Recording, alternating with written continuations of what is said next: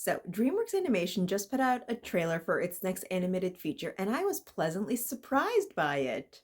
It's called Forgotten Island, and right now it seems to be a mixture of Tuca and Birdie and Eternal Sunshine of the Spotless Mind.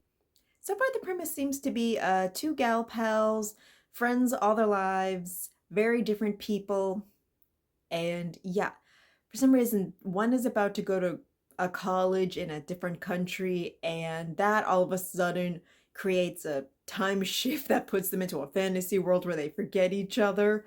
That is interesting. And because it's got this whole nostalgic vibe, it's, I don't know. I want to see if this will break me. I want to see if this is going to be like Turning Red, where I'll see little things that remind me of being a kid. Even though there is a bit of a generation gap, I feel like this is more of a Gen X thing than a millennial thing, but still, there are things I remember. I remember Who Let the Dogs Out being a thing, being the little song, the little like rhyme everyone talked about. But mostly, I'm just excited that this is going to be an original story that actually looks promising. I'm very happy that Goat and Hoppers were really good movies, and this one looks good too. The animation definitely has that, pretty blended thing, where it's 2D in some parts, or it's mostly CG, that 3D fast look to give it a lot more texture and depth, but it's got the more kind of stylized 2D aspects of it. Yeah, you'd think I'd be tired of that, but no, it still looks cool. The future looks all right. Yes, I am so tired of sequels, but still, animation looks so cool. Other sequels? Pixar is making a Toy Story 5, and just on principle, I refuse to see that. Even if I can admit that it did look appealing, I refuse to see Toy Story 5. 5! I honestly would not mind if it was another Toy Story movie if they had skipped including Buzz and Woody. I'm tired of seeing those guys, okay? The idea of talking toys, I don't mind, but gosh, retire Buzz and Woody. I don't care why or how. I'm just tired of seeing those two. Let's see, other sequels coming out. There'll be another Minions movie, don't care. That boring Mario movie is getting a sequel. I don't care about the Mario brothers and their fantasy world, though I will admit, the animation looks stupidly pretty. Just looks so glistening and gold and kind of like Pixar at its most obnoxiously expensive. So I see it's beautiful and I love that, and it's so pretty. It's so pretty. Other trailers happening for original films. We have a new animated version of the Orson Welles classic Animal Farm. Oh my god. Oh my god. Now, I saw that trailer and I was incredibly disappointed because I know how dark the story of Animal Farm is.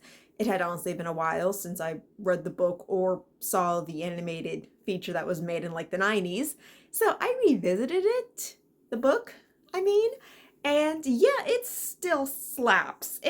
I don't know if it slaps harder or less or just in a new way than it was when I read it in like high school, but wow. Wow, wow, wow.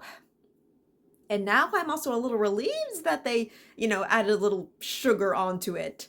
Just a little relieved, because, yeah, Animal Farm is a rough story. And the fact that they added a little more, I don't know, updated technology does take away from the raw beauty of the classic story, but I can understand wanting to appeal to a younger audience. I do. And the fact that they put Cautionary Tale under the title of Animal Farm gives me hope that it will still have its bitter ending. Maybe it won't be as awful or as awesome. Yeah, I can use either one really fits Animal Farm. But I am so curious. I'm kind of hoping for an unhappy ending because that's the caution of a cautionary tale. That's what the Lorax failed to do. So, yes. Andy Serkis, I believe in you. You did a great job with the Jungle Book movie, so I believe in you as a director and an actor based off a children's book, and its trailer was as ridiculous and boring and lame as its title, The Pout Pout Fish. Like, I'm tired of just saying that. The trailer I saw right before I saw Hoppers was so dumb and so annoying. I'm so sad that it was made. Now, you can take a simple premise, it's one that might be easy for children, but still make it cool. I mean, look at the wild robot. Okay, that is a simple story, but it was like done so beautifully that it hits. But it is hard to compare these two pieces because one was done in an artistic way that even though it was soft for kids, it was still done to please an adult mind. Yeah, they didn't sugarcoat it down too much to being stupid. Yes, they did make it soft, but not stupid, and I respect that. But no, the Pod Fish, shame on you. Disney has teased its next movie, Hexed, but I have as much faith in that as I did the Penelope movie or the Tiana series. Disney, you continue to disappoint me, especially with your stupid Moana remake. Like, oh my god, Moana's not even like that old of a movie. You could just like re-release the animated feature and make just as much money. Like, I don't understand. No one is happy about this. No one. God. Pity and a shame. I know the Lilo and Stitch movie did well.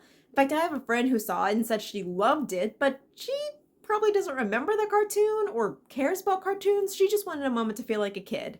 And I'm not mad at her for enjoying it, but I am mad that she is supporting ugly and terrible things. Even though she is just a person who wanted to just watch a movie. And at the end of the day, isn't that what movies just are? They aren't pieces of culture or staples of humanity. No, they're just entertainment. They don't say anything reflecting us as a people and a society. Nope. Nope, I don't feel that way. They're just entertainment. Yeah. DreamWorks, I'm happy you're at least putting into the work of making interesting movies. I really am. Happy for you, DreamWorks. Happy.